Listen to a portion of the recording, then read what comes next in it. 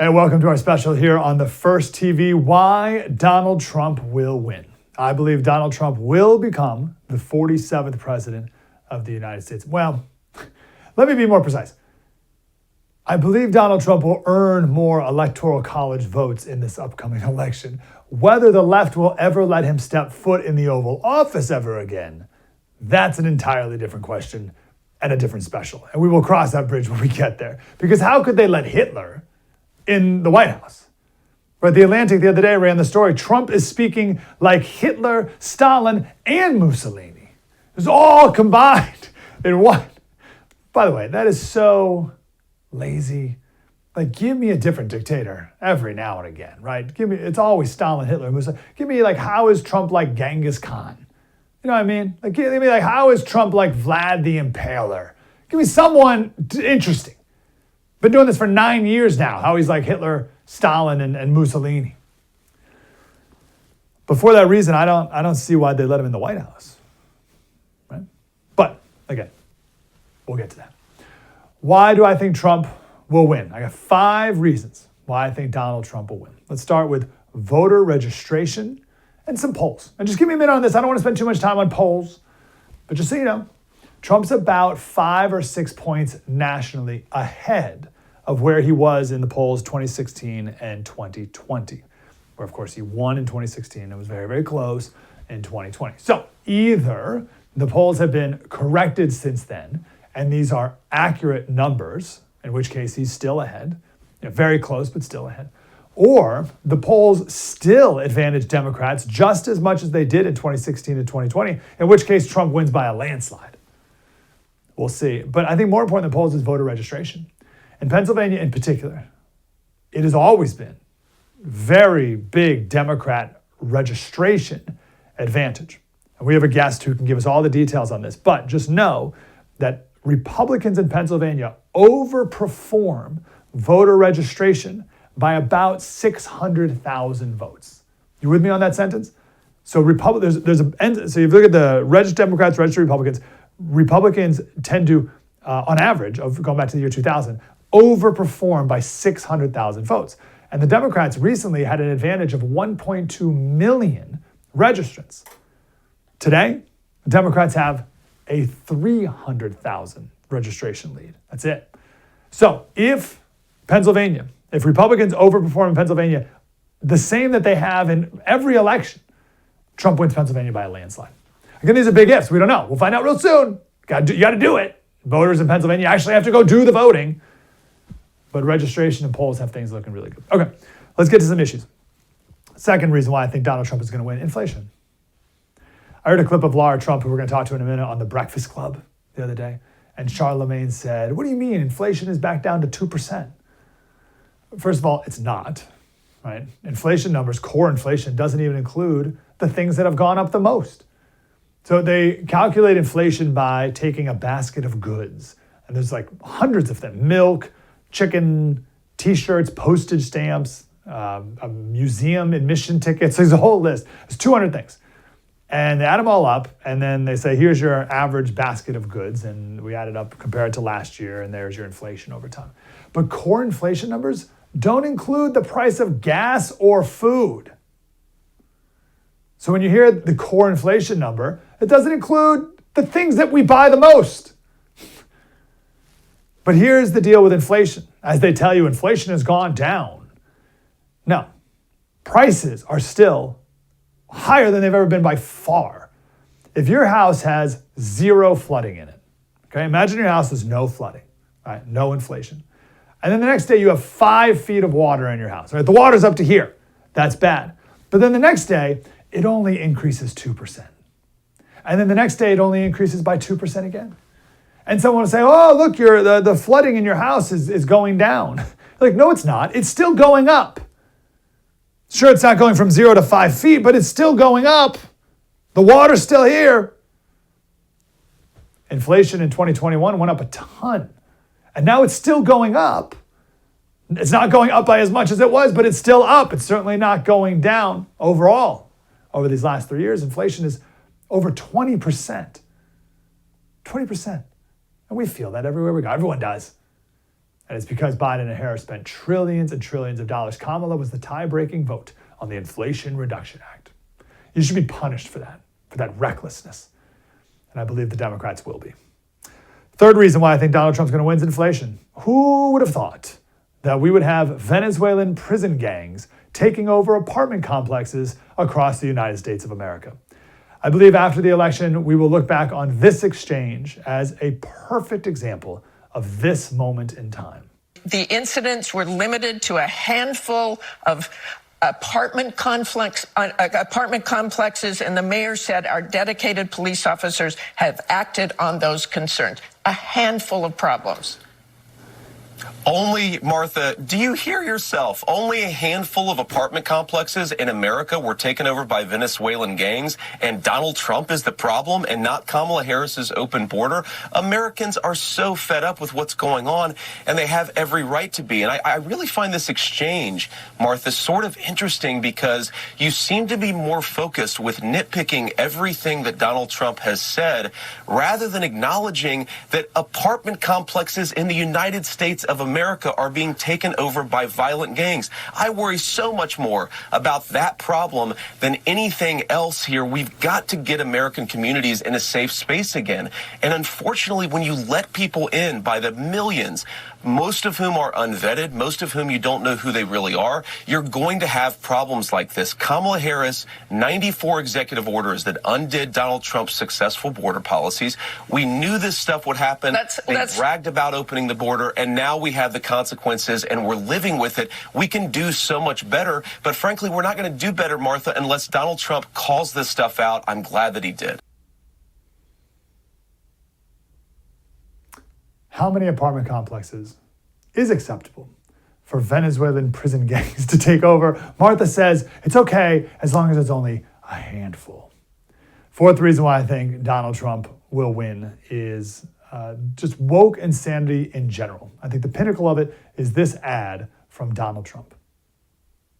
He murdered a father of 3, sentenced to life in prison. Kamala Harris pushed to use tax dollars to pay for his sex change. I made sure that they changed the policy so that every transgender inmate would have access. It sounds insane because it is insane. Kamala was the first to help pay for a prisoner's sex change. The power that I had, I used it in a way that was about pushing for the movement, frankly, and the agenda. Kamala's agenda is they, them, not you. I'm Donald J. Trump, and I approve this message. The person in that advertisement is Shiloh Heavenly Quine, the first person to have a taxpayer-funded sex change operation while in prison. His real name is Rodney. Now, Rodney is doing the best he can, living and surviving in a woman's prison in California right now. He just said, I saw the doctor yesterday, and I'm getting some feminization for my face because it turns out the hormones I was on quit working, so he's growing a beard. I'm getting my lips done. I'm getting some other facial surgery, but I have to litigate everything. I file grievances to stand up for what's right. Lip injections. This marginalized person murdered a father of 3 back in LA in 1980, stole $80 from this man. And you, taxpayer, have to fund lip injections for him now in prison. There are 462 requests from inmates for sex change operations just this year in California. So it's not just 1 or 2 people. There's another guy on death row. There was a couple in Newport Beach, Southern California, who were selling their boat that they lived on so they could be closer to their grandkids. And a guy, John Jacobson, answered the sales ad, and they took the boat out for a spin, and he shot them with a stun gun, tied them up, forced them to give him their bank account information and sign a deed of sale, tied them to the anchor, and threw them overboard. When police were investigating a missing persons report, they went to the boat and said, hey, what happened to these people? He's like, oh, I don't know. Here, they signed the deed of sale, and they just drove off, and that's it. His name's John Jacobson. He now goes by Skylar Precocia de Leon. You paid for his sex change operation. Well, if you're in California, you did. So enough of this nonsense already? Like all of it? It's not just these, like it's all of it. Like all the craziness in the last few years, all the woke nonsense, we're done. We're done with it. The mom of the woman who was killed on the boat, she said she used to be a Democrat. But all the Democrats, she said, all the Democrats have gone berserk. And she said Kamala's at the top of the list. Final reason, and people are just sick of all of it, right? All the wokeness for all the last 4 years. It's just a rejection of all of it. Let's get back to normal. Final reason why I think Donald Trump is going to win is he has something you can't buy. Not even Kamala's $1 billion. And that is momentum. He made it. He's the master of it. It's the OODA loop. We've talked about it many times before. I'll keep it really quick. This started the OODA loop. I'd say Trump's OODA loop, I'll explain OODA loop in 1 second. Trump's OODA loop, I think, started in the Bronx, going places that Republicans don't ever go. But I think it really kicked up the other day when he went to Aurora, Colorado, right? Where the Venezuelan prison gangs have taken over apartment complexes. That's where Trump really hit a groove here. And every single day he's gone to a new place to highlight a new theme and tell a new story. And all Kamala can do is react. And all the media can do is freak out, like going to McDonald's. And right after McDonald's, he went right to North Carolina to talk about the hurricane. Every day has been a new story, and he's been controlling the narrative. That's the OODA loop. This is designed by a dogfighting expert, like in the air, like fighter pilot, John Boyd. So the OODA loop is observe, orient, decide, act. So when you're dogfighting in the air and in politics, you have to be the first, and then you win. You have to be in control. You have to make decisions faster than the other guy. So you have to be able to, John Boyd said, you have to be able to observe what's happening, orient yourself to what's next, make a decision and act on it. And whoever does that first, you'll be in charge and you'll win the fight. And it's true with politics. Trump did this in 2016. He owned the narrative every day. No other candidate had any oxygen to talk about what they wanted to talk about. Everything Trump did, immediately, every reporter went to any other candidate and asked for a comment on Trump. He did it in 2016. He's doing it again now in the final weeks. All Kamala can do is react, and she cannot break through with her own narrative. And that is why I believe Trump is going to power through strong at the end here. But Trump can only do so much. People need to vote. Like, you have to go. Polls don't matter. Registrations don't matter. Great campaigning doesn't matter. Nothing matters unless you physically go and vote. So get your vote locked in way before Election Day. Get it locked in now so that on Election Day, the campaign knows exactly who to target with their phone calls and door knocking. I like to think of it as clearing the way.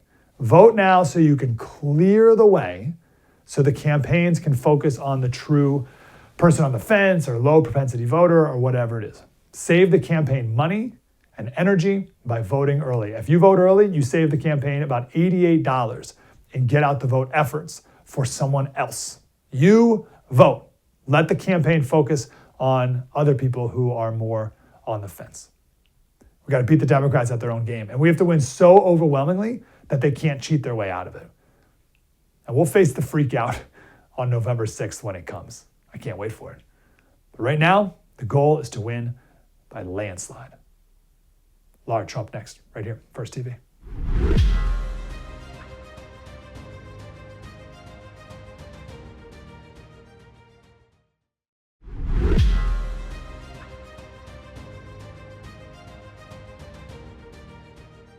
Remember before when he was running in 2016, they were like, we can't give this guy the nuclear codes. I agree with that, though. Even now to this point. He was the only person, Charlamagne, not to get us into a new war. He was the one who got us the Abraham Accords, peace agreements that people said were impossible in the Middle East. So why is that? Why are you concerned about Donald Trump with the nuclear codes? Did you see what he did on January 6th? What did he do? He got a little bit upset. What did he do on January 6th? He got a little bit upset and used his words. What words did he say, though? The words that you said earlier. Peacefully and patriotically make your voices heard. And then what happened after that? So how were his words actually contributing to that? Because I think that for me, him being able to just push a button, hypothetically speaking, it's a little bit scary because we've seen he gets a little bit erratic when he wants to. I wanted to play that clip of the co-chair of the RNC, Lara Trump, on The Breakfast Club. It was just perfect. It's a perfect appearance right in the belly of the beast. Lara, how are you? Hey, I'm great. Thank you. Thanks for having me. And I appreciate that. It felt like the belly of the beast, but I'm glad they let me have the opportunity. You way more than held your own. It was just no one could have done better. It was awesome. Thank you. You just deflated every argument they threw at you with grace and everything. It was just a really perfect display. But let's just talk about that idea right there, that Trump's erratic and nuclear, like they're still doing the nuclear code thing from 2016. It's crazy. But Mike, this is why you know for sure the Democrats are in a free fall panic mode, because they're diverting to the fear mongering, the scare tactics, trying to scare people away from Donald Trump. The problem is their promises of Donald Trump being some lunatic when he becomes president are really following on, hollow ears, because people are like, well, wait a minute, hold on.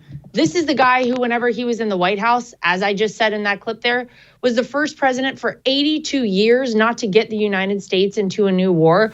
The guy who, instead of starting a Middle Eastern war, getting America somehow financially or otherwise invested, had the Abraham Accords. The guy who went and walked across the DMZ, shook hands with Kim Jong-un to possibly denuclearize the Korean Peninsula. That's the guy they're worried about. Well, I have proof that he's not going to do that.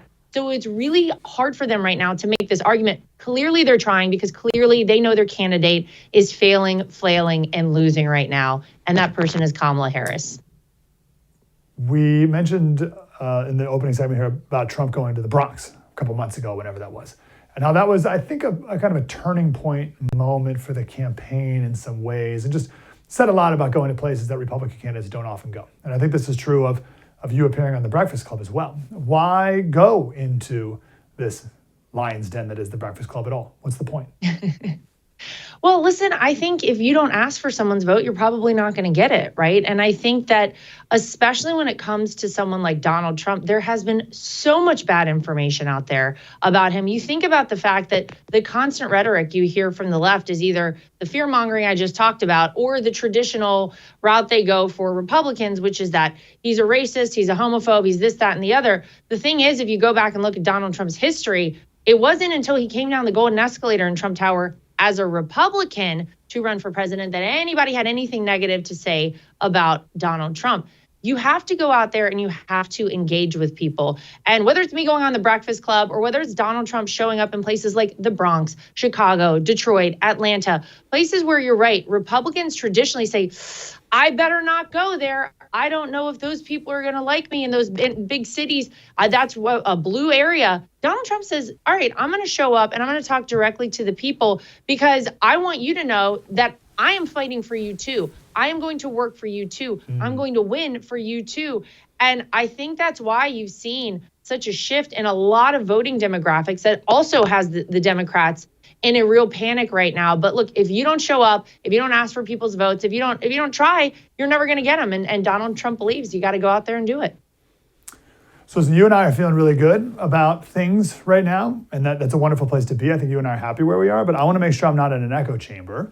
How do you think this conversation has taken place between the opposite of you and me? So the co-chair of the DNC and whatever I am on the left. How's that conversation going right now? What are they saying? I think they're planning for 2028 right now. I think they know this is probably a lost cause. Look, they tried to pull a fast one on the American people with this switcheroo of sorts between Joe Biden and Kamala Harris. They were utilizing Kamala Harris for a long time as Joe Biden's insurance policy. Okay, don't forget that she was doing such a bad job as VP that so many people out there were saying, well, I guess we don't have to worry about Joe Biden having the 25th Amendment, voted on for him to be ousted from office, because Kamala Harris is doing such a bad job that nobody could ever imagine her as president. Now, all of a sudden, fast forward like 6 months later, and somehow they're trying to convince the American people that she's this incredible politician. She's going to be this great president. Everybody knows that she is failing. She is not resonating with people. She is inauthentic to her core. And there's one thing we know about voters in this country. They do not like inauthenticity. You're not getting more authentic than Donald Trump. Even at a McDonald's, he's himself, serving people and cooking up the fries. That is Donald Trump, and he doesn't have to fake anything. That's who he is. Kamala Harris has flip-flopped. She fakes her accent depending upon where she's going. This is a fake campaign. It's fake in the sense that not a single person voted for her to be the person running for president for the Democrats. I think they know that the enthusiasm and momentum right now is with Donald Trump. And I have to imagine that they're probably chalking this one up to a loss already, and they're looking forward to 2028 to see what they're going to have to do. I want to talk about some things you said there. So in the after action report of all of this, I think this McDonald's moment will be a very interesting data point that needs to be analyzed. And it speaks to the authenticity you just talked about. So I think people have this like inner like discomfort listening to Kamala try to answer questions because she's a bad actor. She's not a good actress. Versus Trump can go into a McDonald's and just be as casual and comfortable and charming as can be. And I would say that even if I didn't like him as a politician or whatever, like you're like, oh darn, like he's really, really good at that. About being genuine, like genuinely interested in like the tool that is used to shovel the fries. Well, look, you don't have to touch it with your hand. This is awesome. Right? Like that's just kind of like the guy he is. And I think about all these other campaigns where you put a politician in a hard hat and they just look ridiculous. Why does that work with Trump? Well, I mean, I think Donald Trump, you're right. He's genuinely interested in this stuff, but he's comfortable in any place and among any person and group of people you put him in. And that's why it works when he goes to the Bronx. That's why it works when he shows up at a Chick-fil-A in Atlanta. And that's why it works whenever he goes to McDonald's. And, there's always this kind of like long running joke about Donald Trump and McDonald's. I'll be honest with you, when you go on Trump Force One, you pretty much, I'm going to say 95% of the time are guaranteed you're going to be served McDonald's on that plane because that is a staple. So it's just so perfect that he shows up there. And I think that people like the idea that there's this billionaire businessman, this media mogul who we knew Donald Trump as, this reality TV star, and now former president of the United States, who's willing to go there and actually engage with people and actually learn about the fries. And, I need a little bit more salt on these fries here. It is so good. But to your point about Kamala Harris and how uncomfortable it is as a viewer to watch her struggle to answer questions, if you are having to fake your way through an interview with Bret Baier, and quite frankly, with 60 Minutes for that matter, if they're having to alter what you said in their actual, broadcast, how on earth do you think you're going to sit across the table from the Ayatollah in Iran, from Xi Jinping, from Kim Jong-un, from Vladimir Putin? That's the problem I think people are having with Kamala Harris. I'm uncomfortable watching her. I know that the Democrat viewers must be uncomfortable watching her. And it actually doesn't evoke any sort of sense that this is a person who we can trust to lead this country as commander in chief. I have no idea how bad that would be, but I can only imagine it would be so terrible, not just for America, but the world. And that is a scary prospect. Where do you want people to go in these last few days, Lara? Well, I want to make sure that wherever you are, if you're watching and you can vote early, still go vote early and go make sure you're taking people to vote with you. Don't go alone. Make sure that you're spreading the word about how important this election is. Look, we've seen a lot of good numbers come out of early voting thus far, but we got to keep that going all the way up until Election Day. And so it's not too late. Get out and vote. Make sure that you're spreading the word to everyone you know to get out and vote in this election. Because look, if you don't vote, then you can't complain. And we've had a lot of complaints over the past 4 years, that's for sure. If you want to still be part of our Trump Force 47 team, TrumpForce47.com, you can help us get those low propensity voters out to vote. That's going to be the reason that we win this thing. Swamp the vote, make it too big to rig. And let's go. I think everyone knows this is the most critical, crucial, and important election of our lifetime. And I'm feeling good, but let's not take our foot off the gas until we're there. All the way to the finish line. Lara Trump, RNC co-chair. You're doing a great job, Lara. Thank you. Keep it up. Thank you. Will do. Have a great day. Coming up next, we'll talk, we'll zero in specifically on Pennsylvania. Remember I mentioned a second ago, registration out of Pennsylvania, how good that looks. We'll talk about that in more detail next, right here on the First TV.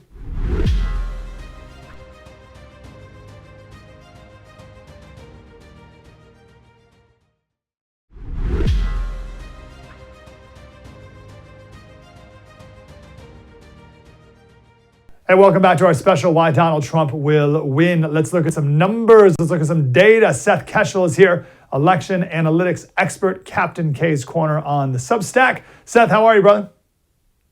I'm doing all right, Mr. Slater. It's good to be on your show. And obviously, it's been a busy time for all of us getting ready for the run-up to this election. Well, it's game time now, and I'm feeling pretty good. I want to know if I should be feeling pretty good. I'm very grateful for a chart you made recently about Pennsylvania. Very encouraged by this out of Pennsylvania and how I've analyzed it, correct me if I'm wrong, that Republicans tend to overperform on average in Pennsylvania by about 600,000 votes. Is that an accurate assessment? And what does that mean for this election based on how many registrations there are? Yeah, you know what's interesting about this slide is it's not even including the change that was published this Monday, which now brings the Democrat registration advantage under 300,000. So it's just over 297,000. Wow. And as you can see by the chart, Pennsylvania always votes to the right of its Democrat voter registration advantage. Now that number, the impact of it may be blunted as the state begins to realign itself. But Trump on average has gone 620,000 right of the registration advantage. And it was even 605,000 in 2020 in what I call a fortified election. So if Trump runs 605,000 right of the registration advantage again in 2024, he's going to carry Pennsylvania by more than 250,000 votes, which you're talking about 4-point margins like you've seen in some of these polls. So in my view, Pennsylvania is like a low grade version of 2016 Ohio, where it just becomes a blowout Republican state. Now, what could happen is a lot of those Republican registrations were independents or Democrats in the previous elections, and now they just officially switched and will continue to vote the same as they always did. So there wouldn't be as much of a overperformance. Is that possible?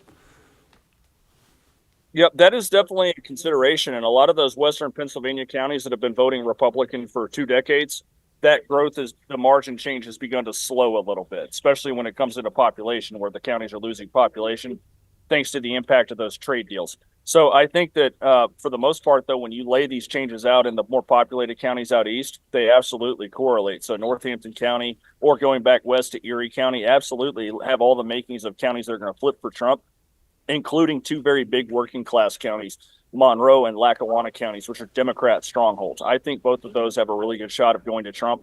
So I think that with Philadelphia and the urban core likely to be substantially down for Democrats and only 4 counties moving to the left in the last 4 years, that Pennsylvania is Trump's to lose. I would love nothing more than a blowout in Pennsylvania. Although I also want to blow out in Georgia because I want to prove that 2020 was this weird fluke in Georgia. So let's chat about that. Is Trump going to win Georgia? Yeah. So Georgia right now is a graveyard for the Democrats. You can sort the county values at georgiavotes.com. And I look at that every morning. The top 32 counties as a share of their 2020 vote that's already cast are Trump won counties, and most of them by substantial margins. Then you've got the 33rd one as a Democrat won county. Then you go into another desert for the Democrats. So urban core Atlanta is not turning out at the rate that it was. And if you look at the values of who's voting, Black women are showing up to vote, but Black men are not. And among those who are showing up to vote, Trump's going to do a few ticks better anyway, even though the Democrats usually get a more loyal Black vote out of southern states. And when you look at the fact that mail-in voting is way down, total turnout looks like it's not going to be quite what it was in 2020. Trump definitely has an edge. One of the counties that I'm looking at to peg Georgia, since it doesn't have party registration, is Duval County in Florida, which is pretty much a mirror image of Georgia. Demographically, it's almost identical. It's urban, it's country, it's everything in between. And right now, the Republicans are about to take the lead in Duval County for total turnout, including mail-in early. And of course, Election Day will favor the GOP.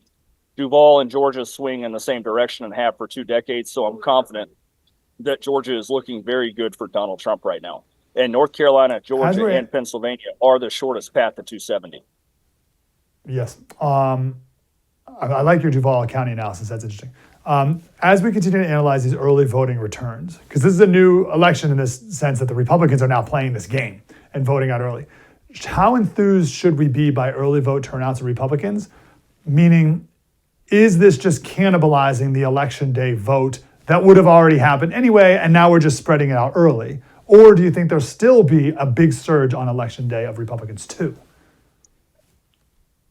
That is a big concern about people who are trying to peg turnout levels. Now, I tend to measure things a bit differently. The number of registered Republicans is basically the bench of how many Republican votes we're going to get, especially when we combine it with independent votes. So I do think that Trump has a great chance of going over 74 million votes. The Democrats have lost registrations in key places, especially as a result of voter roll purges like in Nevada, all over the place. So as far as cannibalization goes, most of the data suggests that the Democrat vote right now is heavily made up of their 4-4 voters, the ones that voted in each of the last 4 federal elections and who vote in their primaries. And the Republicans are succeeding more in turning out low propensity voters, those who don't regularly vote. That means that we can count on the 4-4s eventually showing up, and we do have those on election day. In fact, I'm an election day voter, but right now it doesn't suggest that we're cannibalizing at a rate greater than the Democrats. And really, if you look at states like North Carolina, I saw a figure yesterday that suggests that they have 67,000 fewer black votes banked today than they had at the same date in 2020. Wow. We've got about 3 minutes, and I want to ask you another broader question, but let's just knock out Michigan and Wisconsin. All right, Michigan to me is a very problematic state. And the number one reason Michigan is a troublesome state is because 83% of their population is registered to vote. For those of you who may not know, only 77% of any state's population is over the age of 18. That comes out to 500,000 or 600,000 voters who have no business being on the rolls, and that's been a subject of conversation between Elon Musk and their Secretary of State, Jocelyn Benson. But if Michigan runs with any sort of standard trajectory, Trump has wound up 53,000 votes left of Pennsylvania on average in Michigan. It was 33,000 in 2016 and 73,000 in 2020 with that bloated election. So Michigan sits about 50,000 left of PA. PA to me looks like a Trump win by several points, 200,000 or more.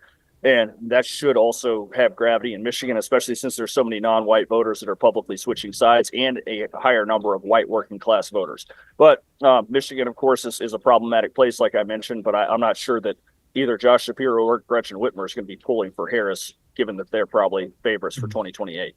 Seth Keshel, the man to follow, election analytics expert, Captain K's Corner on the Substack. And this is the time to follow. Seth, appreciate all your hard work. Appreciate it.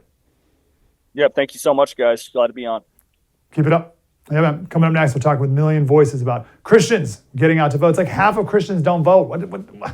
Talk about that next, right here on the First TV.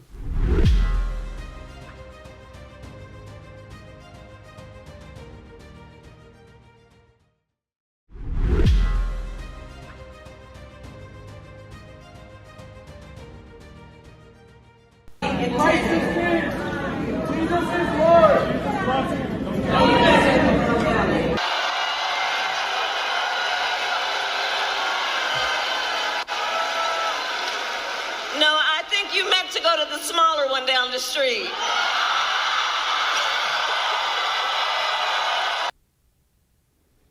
I don't know for sure if Kamala heard him say Christ is king. Maybe we'll give her a benefit of the doubt, but either way, it worked out just perfectly. It's a perfect metaphor for her and her party. Kay Smythe is here. She's the campaign and content manager for Million Voices, and John Graves is the CEO of Million Voices. Kay, John, how are you both? Great. Good to be with you. Good, thank you. To you guys. We've been quoting a lot on my radio show and on my podcast, a quote from Charles Spurgeon. Back in 1881, he said, "We are now called upon to exercise one of the privileges and duties which go with liberty. Let no man be neglectful in it." He said, "Every God-fearing man should give his vote with as much devotion as he prays." John, how many Christians do not vote in elections? In presidential elections, the average for the last 40 years is about 40% of people do not vote in presidential elections, which is pretty crazy. It's higher than that, 60% in off-year elections. Okay, why? Why is that the case? I think that. Oh, sorry. No, go ahead. I thought he said. No, okay. Oh, no. This is the story of my life. Again, maybe I should change my first name when I get married. It would make my life a lot easier. It's almost worse than Smythe. But no, to your point, Mike, I think one of the things that we've been covering a lot at Million Voices and seeing a lot is just a huge number of pastors coming out and saying, guys, the God is in control thing, that excuse that you guys are using for not showing up and exercising your free will, that is a cop-out. I don't mean to take up too much time here, but one of the stories that I love to tell, or the analogies I should say, is sort of the man on the river and the river is about to flood. So his neighbors come by and they say, dude, we got a boat. Let's get on out of here. The guy says, no, I'm good. God will save me. About 2 hours later, rescue services come by with another boat and they're like, can you get on this? Because you're about to drown if you don't get in here.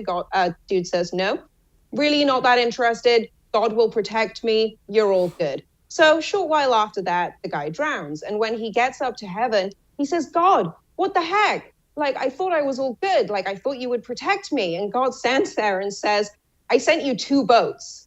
What else did you need? I sent you warnings and 2 boats. And I really wish that so many other Christians, particularly young Christians like me, who are just sort of finding their faith, would really just be bold, as John loves to say, and, you know, take action in a way that I certainly can't. I don't know if you guys have heard my accent, but I can't vote. But I would really, really hope that Christians that will sort of heed that call that we're hearing from pastors and move, because that God is in control. That is a cop-out. Like, we're done with that, hopefully. Yes. John, what do you say about the God sovereignty issue? And what is your message to pastors, to preachers who are maybe hesitant to get behind the pulpit and talk about anything that may be political in any way? Yeah, it's a cop-out for a lot of people. It's an easy way to kind of get out of it. Actually, as soon as this interview leaves, I'm going downstairs and I'm speaking to over 500 pastors in Georgia about this very topic to try to get their people to mobilize, because government belongs to those who show up. And so biblically, we're called to be salt and light. That's how we came up with Million Voices. We want you to use your voice to vote. Government belongs to those who show up. And if you're not showing up, now the reasons that are given are they're all corrupt, it doesn't matter. It's like, but we're not voting for a pastor. We're voting for someone who's going to lead the country in a complex area of things, and there's very clear choices. And one of the most motivating factors, according to George Barna, who's the preeminent pollster in the faith space, is that a nonpartisan candidate fact sheet is what moves people. So that's what we've created, and that moves people. And pastors are free to use it. People use it, and a lot of people are more ready than their pastor to get engaged. What is that? What is a nonpartisan fact sheet? So a fact sheet, if you go to millionvoices.org, you'll see on there we've got Trump and we've got Kamala, because that's the president. We've got the vice president. We've got all the key Senate races and governor races that are toss-ups. You can go to 16 different issues. So let's say you want to take the border or defunding the police or fracking or whatever you want to. And we did the footnotes for you. We did all the homework for you. And all you have to do on millionvoices.org is just click and see the quote of both candidates. Now, you may not love 100% of either candidates, but you're going to know exactly what they said and where they said it. So we've basically taken, they talk about fact checking. We fact check the candidates. We don't endorse or oppose. We're a 501c3. Pastors are free then to click it, print a PDF, and pass out as many as you want. It's no cost whatsoever, and it's approved by constitutional attorneys. Millionvoices.org. Is that the right website? Yes. Okay. Everyone go to millionvoices.org and check on that fact sheet. Okay. What do you say to the Christian who's hesitant to vote because we're supposed to be not of this world, right? We're supposed to not conform to the patterns of the world. I don't want to get involved in the messy dirtiness of politics. And also, Trump, he's not squeaky clean himself either, right? So I'd rather just stay out of the whole mess. Well, I kind of agree with John. We're not voting for a god, we're voting for a politician. And, like pretty much every major institution, politics is inherently corrupt. We're essentially going to be voting at this point, I think, for certainly a commander-in-chief, someone who is literally put in place to keep the country safe.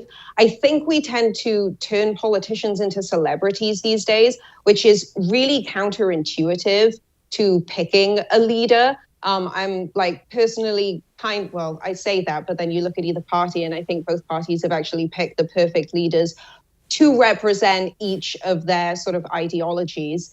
But I think we need to sort of take it down to a more localized level. And really, I would love for, particularly young Christians to just kind of ask themselves, okay, so I can take a step back, but is that ignoring my duty to actually shepherd and protect this planet and keep it here and keep it protected for future generations? One of the things that I think is so inherently normalized on the left, and this was something that I saw particularly when I lived back in California. A lot of people sort of know this about me who follow me, but I was actually a very liberal, very sort of socialist, progressive-y leaning type person. And then I lived in California and I could read, and I learned that this was not the way. This is not the American way. And so for me personally, I think that these demographics really need to take their ego out of this situation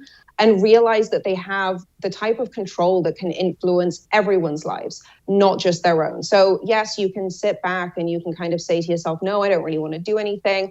Like, I think that there's like this inherent corruption. I think blah, blah, blah, blah, blah, blah, blah, blah, blah. But you're being presented with a form of action that can make positive real world change. How do you justify ignoring that opportunity in the future? Just think about hindsight. I think I don't know, does that answer your question? I feel like I could write a PhD dissertation on this. Absolutely does.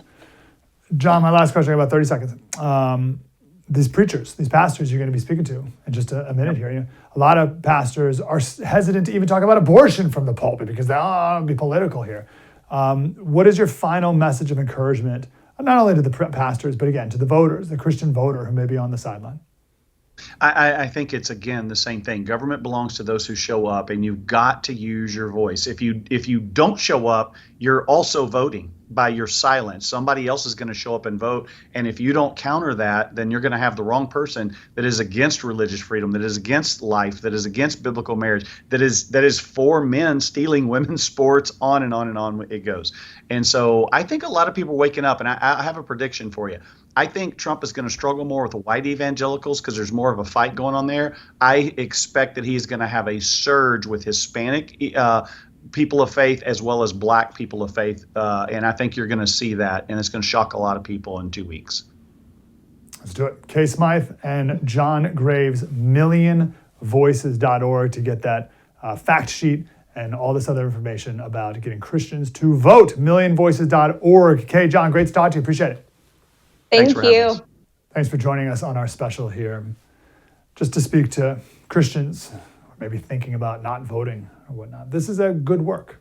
Right? God has given us this gift of living in the United States of America, a blessing, but an opportunity we have just to sit back and say, no, I'm not going to do it because this person's not perfect in every way. It's like, come on.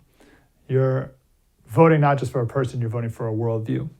And one may not be perfect all the time, but the other's not even close on any of the things. I guarantee you there'll be more Christians in a Trump administration than there will be in a Kamala. There'll be more drag queens than Christians in a Kamala administration. So you're voting for a direction. We're voting for a worldview. I think that choice is clear. My podcast is Politics by Faith, where the last couple of weeks we've been focusing a lot on this issue and why I believe Christians need to get out and vote. Everyone, pagans as well, everyone needs to get out and vote, and let's win this election for our country.